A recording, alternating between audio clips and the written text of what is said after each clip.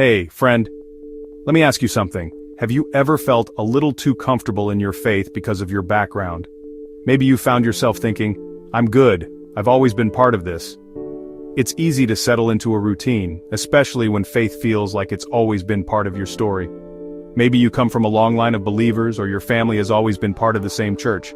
Maybe your last name is known in your congregation and you feel a sense of belonging that's almost automatic. Maybe you grew up memorizing Bible verses, attending every youth group, and you can trace your Christian roots back for generations. You might even remember the pew where your grandparents sat, or the stories of faith passed down at family gatherings. But sometimes that comfort can turn into complacency.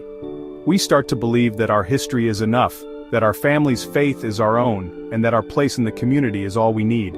Here's the thing. Jesus has this way of flipping the script on what we think matters most. He challenges us to look deeper, to question what we're really relying on. In Matthew 3:9 he says, "Don't say to each other, 'We're safe, for we are descendants of Abraham.'" I tell you, God can create children of Abraham from these very stones. In other words, God isn't limited by our traditions or our family lines. He can raise up new faith anywhere, from anyone. Whoa, that's a wake-up call. It's a reminder that no one gets a free pass just because of their background.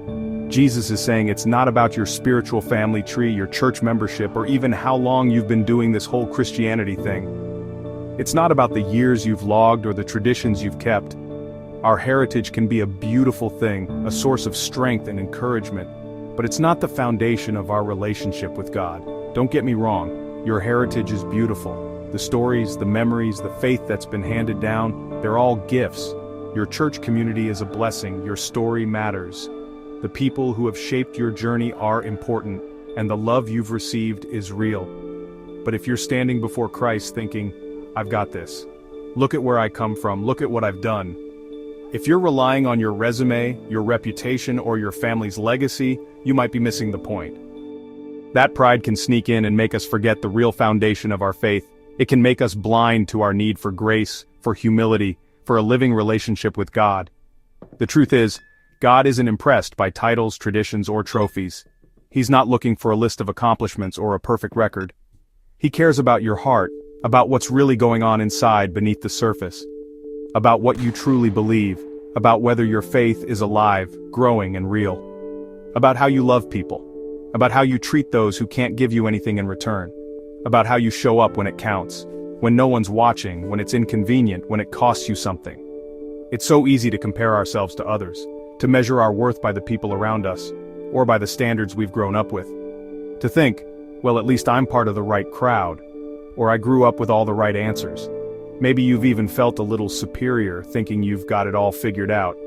But Jesus never asked for perfect backgrounds. He asked for faith. He asked for trust, for surrender, for a willingness to follow him wherever he leads.